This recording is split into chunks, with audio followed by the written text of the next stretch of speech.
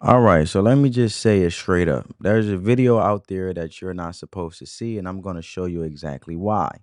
So, a Congolese reporter, yes, a black woman, accredited at the actual White House, looked Donald Trump dead in the eye and thanked him for something no other U.S. president has done, bringing real hope and peace to the people of Congo. Yeah, I bet CNN forgot to tell you about that, huh? But hold up before anybody gets in their feelings. This ain't about going left or right. This is about truth, receipts, and what the media won't show you. Because when a black journalist from Africa flies all the way to DC to personally thank Trump for helping end conflict in her country, that's a story. But guess what? Major news networks buried it. Why? Because it doesn't fit the narrative. But don't worry, I got you because we're gonna break it all down. So here's the scene, right? It's been going viral. It's been all over the place. Of this journalist, she just landed from the Democratic Republic of Congo, not the U.S. version of whatever. I did some googling.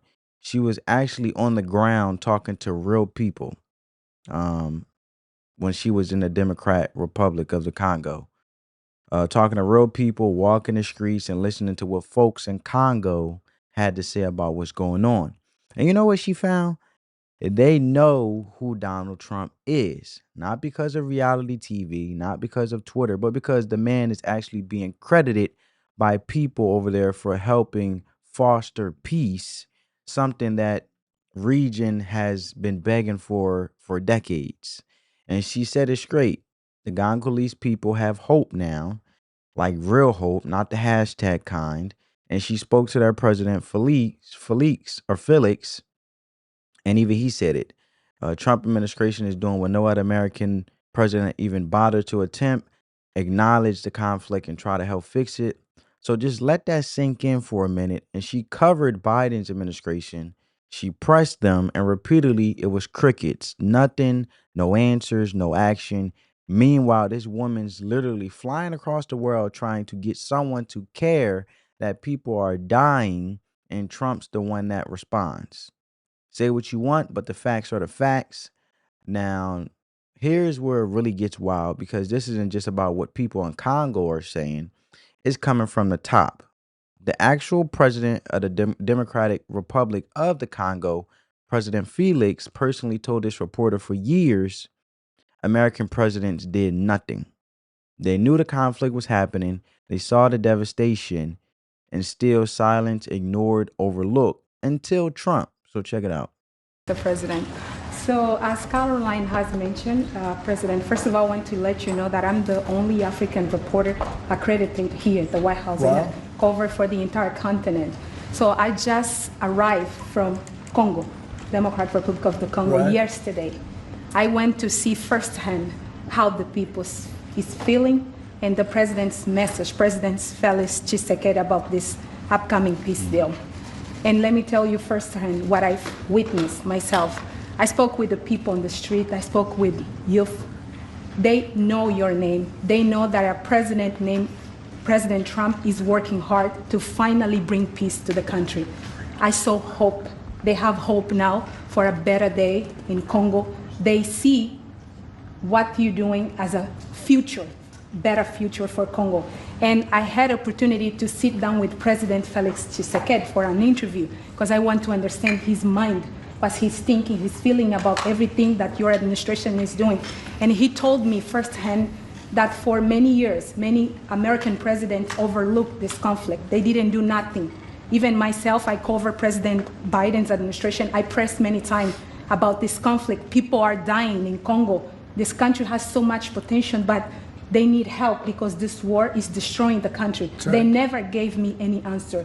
And he told me, President Tshisekedi, that you have no idea, he's very thankful for what you're doing, for what your administration is doing. Not only him, the entire Congolese people. They see that finally they will have hope. And President Tshisekedi also mentioned at the end of my interview that when peace finally comes to the Democratic Republic of the Congo, he's thinking to nominate you as a Nobel Prize Peace because he said you deserve, you have been working to bring peace in the world, not only at the Congo, and he's very hopeful to meet you in the future. That's so nice. Boy, and that's so beautifully stated.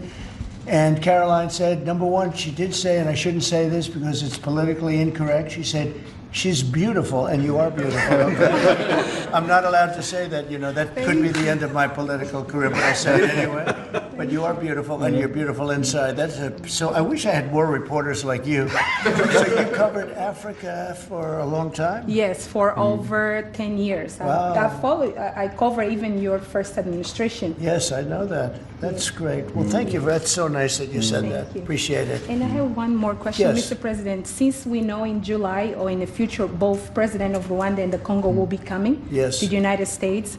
In Africa, President João Lourenço, the president of Angola, he is also the leader of African Union. Good. He Yes, I know. worked very hard to bring peace, but unfortunately... Let's get him here. Yes, that's Okay? right. Would you invite him for me? Of course. Okay? Of No, we'll course. have. I know that he works very hard, and he's the head of essentially the union. So the union all over Africa, not the kind of union that we have. This is the union all over Africa, and I'd love to have him. So you'll let him know. Of course, Okay. Mr. President. Thank you very much. Thank you, Good. Mr. Now you go back to where you belong, right?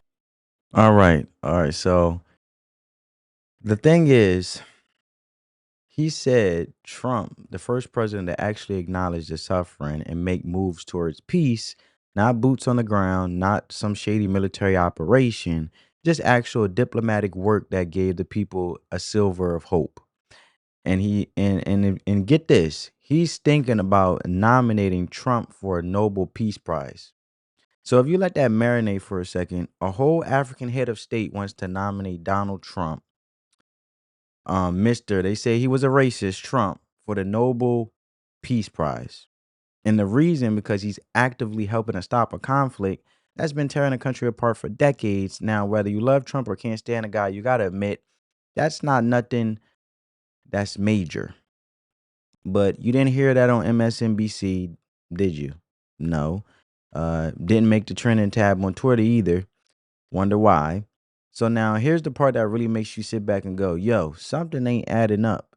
Why is it that black journalists at the White House just exposed a major international peace move and not a single major news outlet covered it?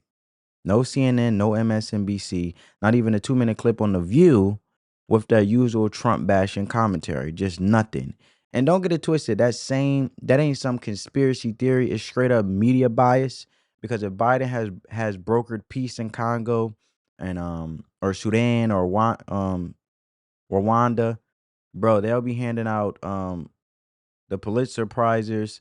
TikTok will be dancing. MSNBC will be running He Saved Africa specials all week long.